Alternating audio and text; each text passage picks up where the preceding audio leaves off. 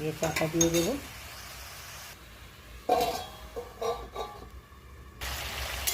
জলটা ফুটে গেছে, এবার পোস্তটা দিয়ে দেবো।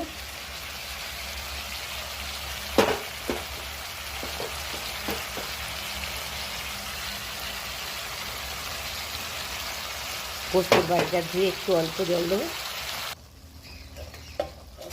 পোস্তটা দিয়ে নেড়ে নিই। আর পোস্তের বাড়িটা ধুয়ে অল্প জল দেবো, এইটুকুনি জাস্ট।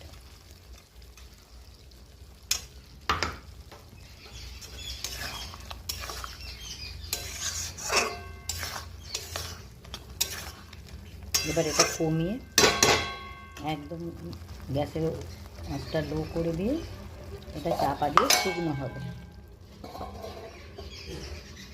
নামাবার আগে একটুখানি রিফাইন তেল দেবো, কারণ সর্ষের তেলের কাঁচা তেল গন্ধটা আমাদের বাড়িতে কেউ পছন্দ করে না, তাই রিফাইন তেল একটু দেবো। একটু রিফাইনটা দিয়ে দিই, দিয়ে চাপা দিয়ে দেবো, দিয়ে লো করে কিছুক্ষণ হবে। পোস্তটা হয়ে গেছে,